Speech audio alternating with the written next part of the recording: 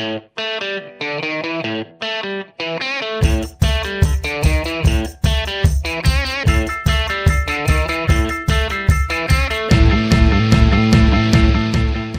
I'm Mark Clem, your host for Meet the Members of the National Ski Patrol, and like we always say, all season long. Hey, we just talked to Kyle Sinclair the other day up here at Whiteface Mountain near Lake Placid, legendary, famous, world-famous Lake Placid, New York, the home of the 1932 and the 1980 Winter Olympic Games. You might not remember 1932. I'm not really quite that old, but I read about it. But everyone remembers 1980 and the Miracle on Ice and what the U.S. hockey team did. And, but that's about 9 or 10 miles down the road in the town of Lake Placid. We're up here where all the skiing happened for the 1980 Olympics. And we're meeting some new buddies, members of the National Ski Patrol. We're at the top of the gondola here at the Ski Patrol Shack, and they tell me that chili is brewing for lunch, getting ready for lunch, and we're talking to Brandon Boutelle. That's correct. I didn't butcher that up, right? No, you got it.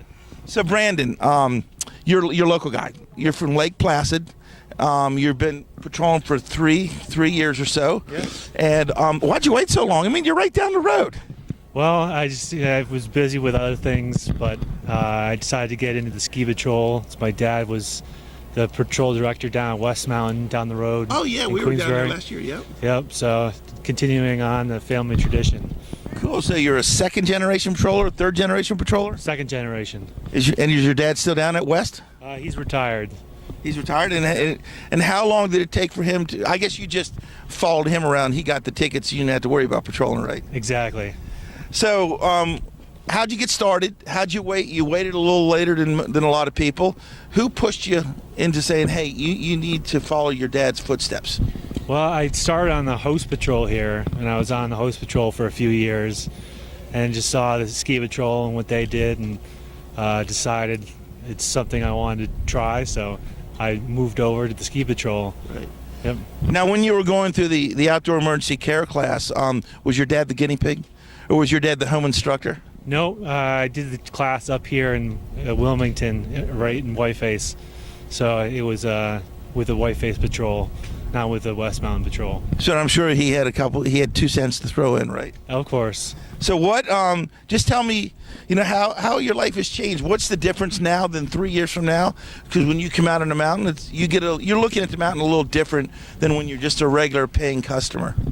Well, you see different hazards, and you're just watching people ski whether they're skiing out of control. Right. You just get a little concerned. You just don't want people to get hurt, so right. It's a little heightened awareness. Now, you told me in real life how you pay the bills. You're a public defender? Yes. And I just stepped back and said, yeah, I never did it. Yeah. But how, just talk about how you jumble ski patrolling with that hectic lifestyle. Well, it's on the weekends. It's a good stress relief from the week of I bet. doing everything. So it's nice to come out here. It's a good group of people. Get some exercise, help some people, and eat some chili. Eat some chili. That's what we're going to do in a little bit here, right? Yep. Just, is there any way that you can use what you do every day as a public defender in the ski patrol life? And on the other side, can you take any of the skills and public skills from here to your real life, Monday through Friday? Well, during the week, it's meeting people, talking with people, dealing with strangers. So you may here on the weekend, having to meet someone who's injured, right. Talk. It's just the skills being a public defender, talking and just getting along with people helps when right. do your work here at the ski patrol. So how much fun it is to drive a sled on this legendary mountain when the world came here in 1980, the greatest skiers in the world were here, and if they came again, you'd be right there helping them out. Well, you got some long, steep runs, so you definitely get your legs worked out going down the hill here, and we got some long runs, especially from our summit. So you got to be in decent shape and make sure your chains are down. I heard that. Yep. So what do you do, Brandon, in the summertime, in the off season, to get ready to ski out here in the big mountain, to get your legs ready, get in shape. I know in the town of Lake Placid here and around, there's a lot of bike racing in the summer, and you have the lakes and stuff like that, and it just seems like an outdoor community. But what do you do specifically to keep in shape and get ready for when the snow flies? Big mountain biker, so I do a lot of mountain biking. Cool. There's a lot of nice trails around here. There's mountain biking here at Whiteface during the summer, so you get your legs worked out for ski season, doing a little biking. Now, are any of the patrollers here? Do you guys have a mountain bike patrol here or do anything like that? Not yet, but it's something I'd be interested in if they did have it. Yeah, that's kind of the one of the new ventures that the National Ski Patrol is going towards is creating and implementing and developing the mountain bike patrol, because we can put Band-Aids on in the winter or the summer, right? Exactly. Probably be a little easier in the summer. Yeah, I heard that. Less clothes to have to worry about. Yeah. Hey, we're here talking with Brandon Boutelle here at legendary, world-famous Whiteface Mountain right near Lake Placid, New York. And Brandon is just a third-year patroller, still learning the ropes, still having a lot of fun. And, hey, you can't be a third-year patroller until you become a first-day patroller. So if you're interested in what you like here, if you're getting that itch, hey, pick up the phone and call the mountain and talk to your local ski patrol director and find out what you have to do to get started to wearing the red jacket. Hey, if he or she is out here skiing in these great conditions, all you got to do is log on to www.nsp.org, and the folks at the national office in Lakewood, Colorado will definitely steer you in the right direction, because, hey, we want you to come out. We want you to play. And there's nothing like taking your recreational skiing to another level. Is that right, Brandon? Exactly. And I've been doing the senior program. Wow. And one of the courses. Skiing to another level. Is that right, Brandon? Exactly. And I've been doing the senior program. Wow. And one of the courses you have to take is ski and toboggan. Mm-hmm. So you definitely work on your skiing skills, something I haven't really focused on since I started skiing as a kid. So you definitely take your skiing to the next level. Now, last week down in Stratton, we talked to Larry Knipe, and they're resurrecting the senior program down there. I think it kind of went away for a little bit, and so you're getting involved early in the senior program. And how much does that training just kind of boost you to another level?